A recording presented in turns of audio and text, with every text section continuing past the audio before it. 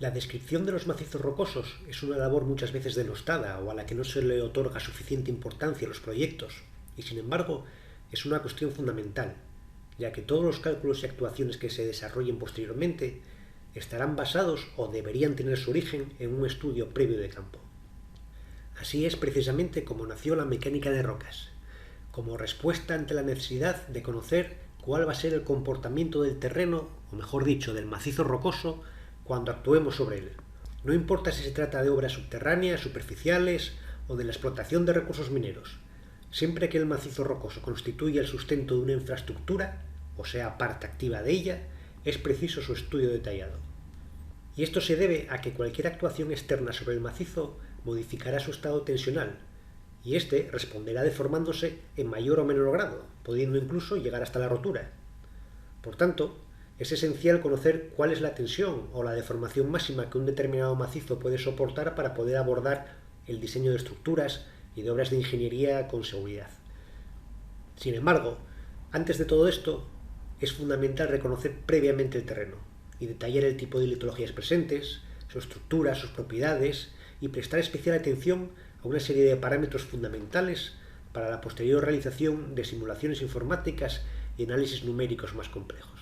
Entre estas labores previas destaca el estudio de las discontinuidades presentes en los macizos rocosos y las características de la roca intacta, ya que precisamente será esta relación entre roca intacta y discontinuidades la que finalmente determine cuál será el comportamiento del conjunto. En consecuencia, a pesar de tratarse de un aspecto a menudo infravalorado, el estudio de los macizos rocosos resulta de capital importancia, y es esto lo que justifica la existencia de este curso. Por tanto, a lo largo del mismo, abordaremos todos aquellos aspectos que son claves para una correcta caracterización del macizo rocoso.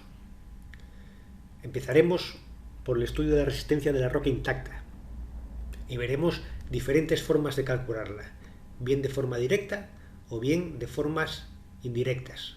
Así, una vez determinada la resistencia de nuestra roca, veremos cuáles son los tipos de discontinuidades que podemos encontrarnos en nuestro macizo y cuáles son los parámetros que debemos de considerar a la hora de estudiarlos, cómo medirlos y cómo enfrentarnos a ellos. Asimismo, dedicaremos un apartado especial a la medida de las discontinuidades en los sondeos, porque en muchas ocasiones es la única fuente que tenemos, sobre todo cuando estamos trabajando en zonas con mucha vegetación o con malos afloramientos.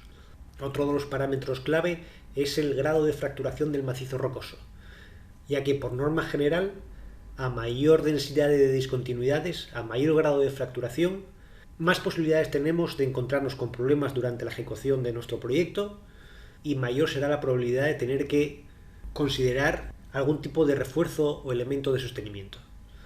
Así, una vez vistos los parámetros a considerar en el campo, vamos a ver después cómo podemos tratar esos datos en nuestra oficina y qué podemos extraer de ellos.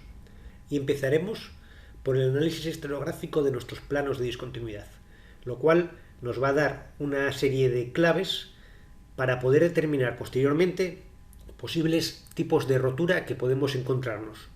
Y una vez determinados esos tipos de roturas, veremos cómo podemos hacer un estudio más detallado de los distintos casos particulares que podamos tener. Para ello, vamos a dedicar un apartado específico al cálculo de estabilidad de taludes mediante una serie de programas de la casa canadiense Rock Science.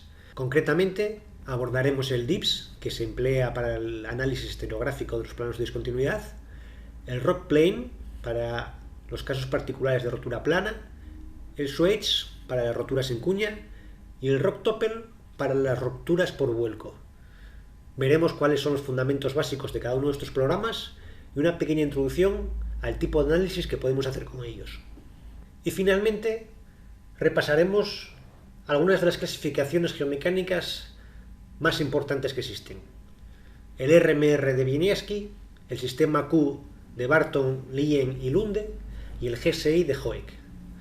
Veremos cómo se emplean estas clasificaciones y los parámetros en los que se basan, y veremos que independientemente de la metodología seguida en cada uno de ellos, el objetivo final es siempre el mismo. Y no es otra cosa que poder valorar cuantitativamente la calidad de nuestro macizo rocoso. Y en función de ello, poder decidir cuáles son las actuaciones más adecuadas para nuestro proyecto. Por tanto, el curso estará estructurado en los capítulos que aquí se señalan, y que espero resulten de vuestro interés.